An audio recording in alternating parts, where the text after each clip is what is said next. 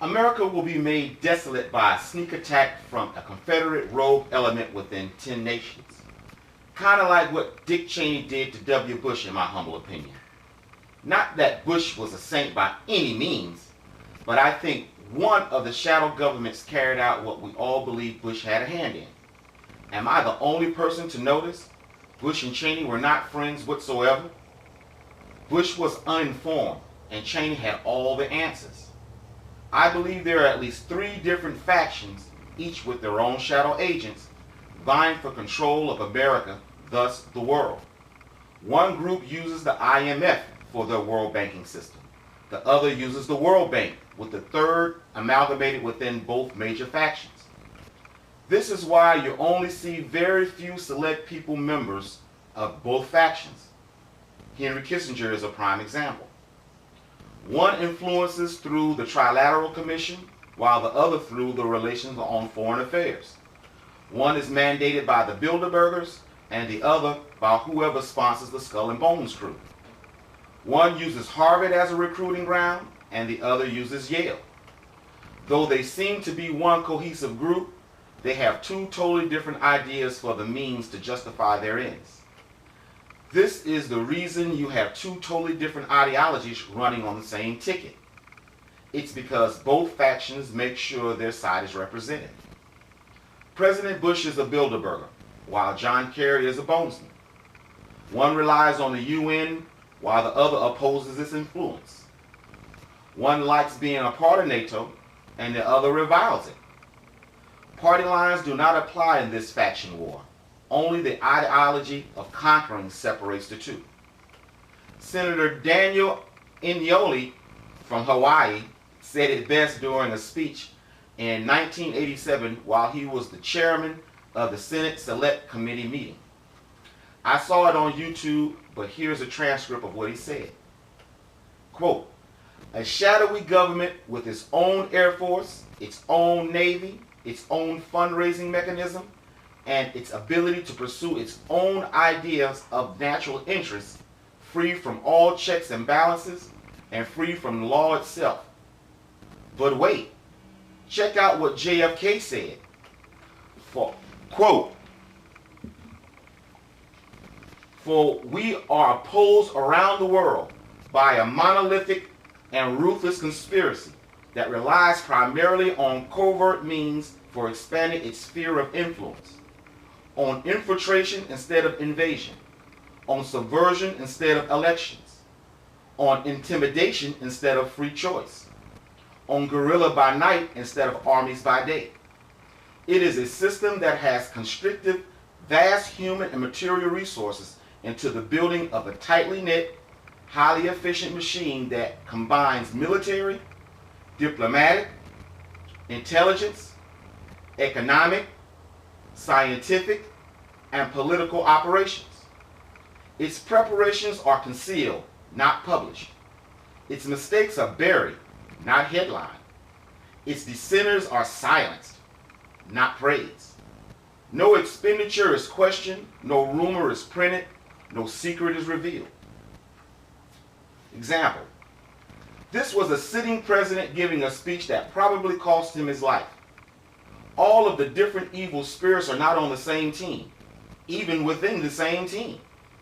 This is why I don't believe Bush was the trigger man for 9/11, but knew who was, the Cheney faction. Think about it for a second. If he was a trigger man, he would have looked more presidential for history's sake, and not like a jackass like he did. If he was not the trigger man and didn't know who was, the Secret Service would have whisked him away so fast it would have made your head spin. Surely they would have not allowed him to continue reading My Pet Goat, interesting book title, to a bunch of nigglets. Heck, we know the same Secret Service agency whisked Cheney away immediately to a secret location for over a month, yet left the president out in the open looking like a confused skint monkey for the world to see. Simply put, his staff was told to stand down. Just like the rash of recent Secret Service mishaps with this current president, one of that really sticks out in my mind is when the man jumped the fence and ran into the White House. If you look at the upper left-hand corner, you can plainly see the officer with his gun pointed before the man even got close to the steps. Surely we know he was in contact with his superiors, and with this culture of police shootings, he would have shot him with the quickness, if not told to stand down. But wait, to show you Prince Cheney was a part of a different faction than Bush and had his own agenda, when he was put on the Republican ticket, he immediately went to work putting his team together and firing those in key positions who were not on his specific team. You don't believe me? According to Wikipedia, under Cheney, Dick Cheney, quote, Cheney campaigned against Al Gore's running mate, Joseph Lieberman, in the 2000 presidential election.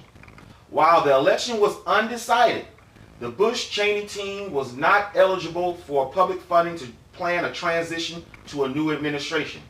So, Cheney opened a privately funded transition office in Washington. This office worked to identify candidates for all important positions in the cabinet.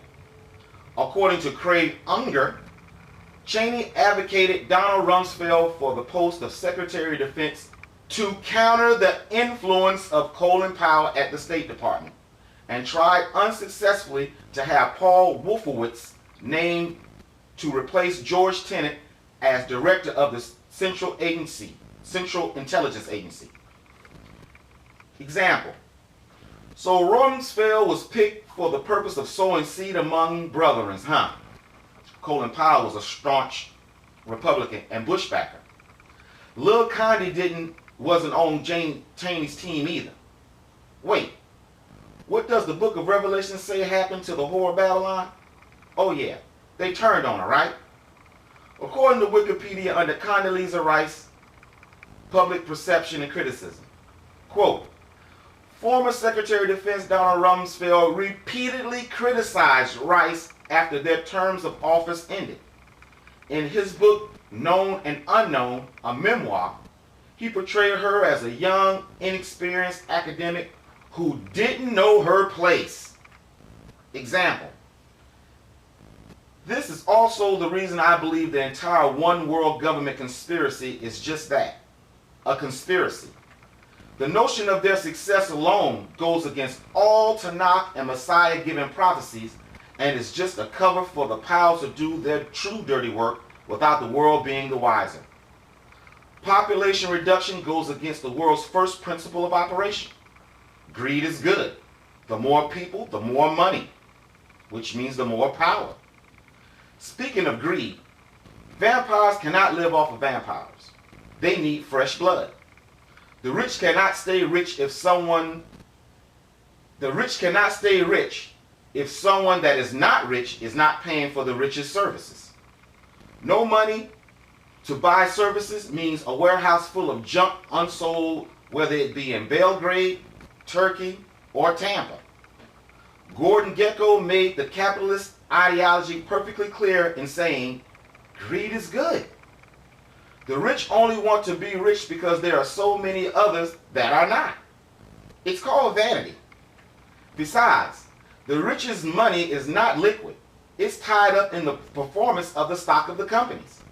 The stock of the companies is tied up with the performance of sales, which is tied up on how much currency the public has to spend.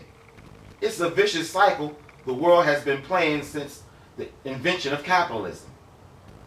If the book of Revelations is to be believed, the evildoers are supposed to deceive the whole world.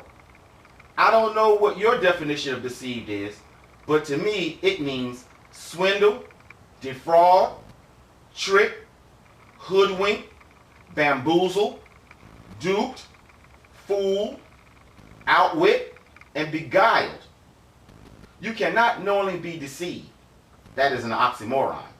So if the world already believes in a one world government, population control, etc., you are being beguiled to do so.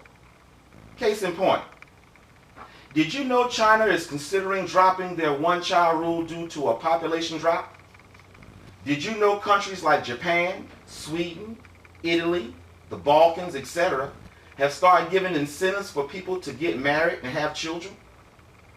As far as poisoning the foods, I believe the chemicals are in our products by the nature of manufacturing the product and not by an evil plot to kill the little people.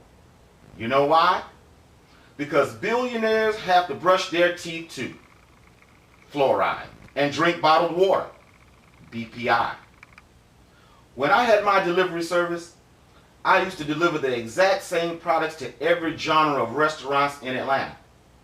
Everyone from high-end restaurants and sushi bars in Buckhead to indie restaurants in Grant Park, all the way down to the beautiful restaurant in the hood, are using the same food and sanitation products. The same laundry supplies the downtown Ritz uses, the Indian-owned motels use too.